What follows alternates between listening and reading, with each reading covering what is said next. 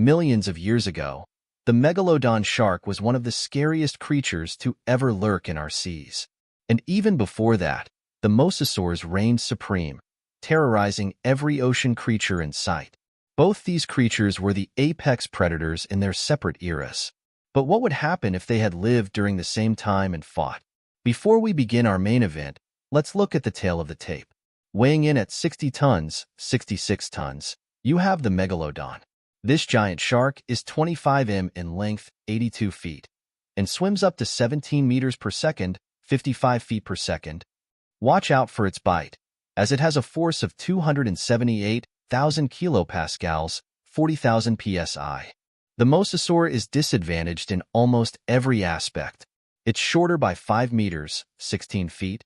It's about 1/4 of the Megalodon's weight, and it has only about half of the bite power of the Megalodon's mighty jaws. But will the mosasaur be able to make up for it with its increased maneuverability? Let's find out. The Megalodon begins by hunting for its prey. Since it never had any foes, it will be the initial aggressor in this battle. The Megalodon's hunting style relies on sneaking up beneath its prey and quickly attacking. The shark spots the mosasaur near the top of the water, since that's where it mostly hunts its prey. The mosasaur, as a reptile, also comes up for air every hour. The Megalodon approaches the mosasaur, but as it begins to open its mouth, the mosasaur is able to dodge it. This is because, unlike the Megalodon, the mosasaur has defensive traits. Although it was the apex predator in its time, mosasaurs would also hunt each other. This means the mosasaur knows how to fight, and with that skill, it's just able to narrowly dodge the Megalodon's initial attack. Right now, the Megalodon is confused. After all, it never had to win any sort of battle, unlike the mosasaur. This is a rude awakening for the shark. As the Megalodon is confused, the mosasaur is able to sneak away quickly. Using its defensive traits, the mosasaur uses this time to find some cover in hopes of getting the upper hand on the Megalodon. The mosasaur's forward-facing eyes make it easy to spot the Megalodon. This means the mosasaur has binocular vision, like a bird. As the mosasaur stays in hiding, it waits for the Megalodon to get close enough.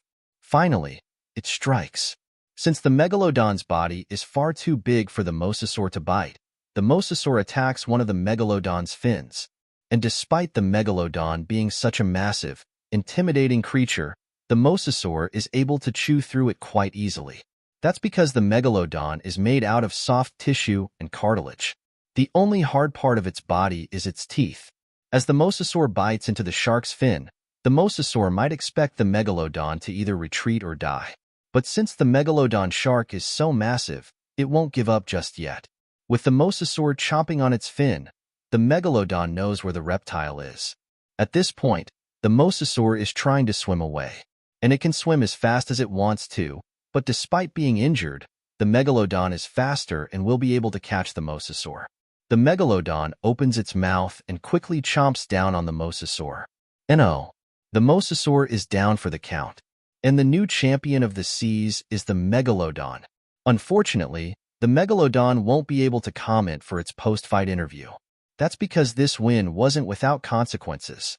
The Megalodon took quite a beating, more than it ever experienced before. This battle with the mosasaur was unlike anything the giant shark had faced in its lifetime. For millions of years, the Megalodon had ruled the oceans without opposition. It was a master hunter, a creature so fearsome that few dared to challenge it. Yet, the mosasaur, with its cunning and agility, had given the shark a fight to remember. As the Megalodon swims away from the battle site, it can feel the pain from the deep wound on its fin. The powerful jaws of the mosasaur had left a brutal mark, tearing through the soft tissue and cartilage. Blood seeps into the water, creating a trail that smaller predators could follow.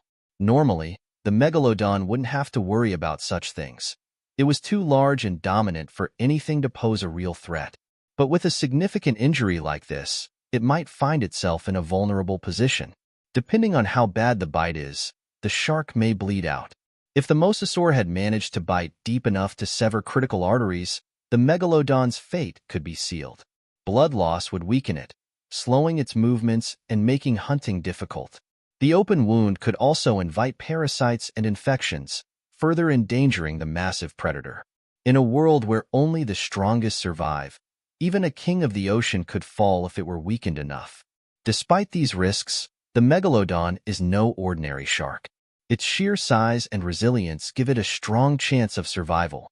If the bleeding stops in time, the shark might be able to recover. Megalodons were built for endurance, capable of traveling vast distances in search of prey. If it can find food soon, a whale, perhaps, it may be able to regain its strength. However, the injury might change the way it hunts. Without full use of its fin, the Megalodon's speed and maneuverability could be compromised. This could force it to adopt a different hunting strategy, relying more on ambush tactics rather than chasing down its prey. Instead of launching fast, surprise attacks from below, it may have to rely on injured or slower prey to sustain itself. But if it manages to survive, it will continue on, being the one true apex predator of the ocean. Even wounded, the Megalodon remains the most dominant force in the sea.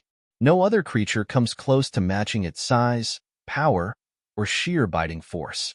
Over time, the wound will heal, though it may leave a scar as a reminder of this legendary battle. The ocean is a harsh and unforgiving place, but the Megalodon has proven time and time again that it is the ultimate survivor. Whether slightly weakened or at full strength, it will continue to reign supreme, reminding every creature in the deep that it is still the ruler of the seas. Now that the Megalodon shark has won this battle, I wonder how it would fare against humans?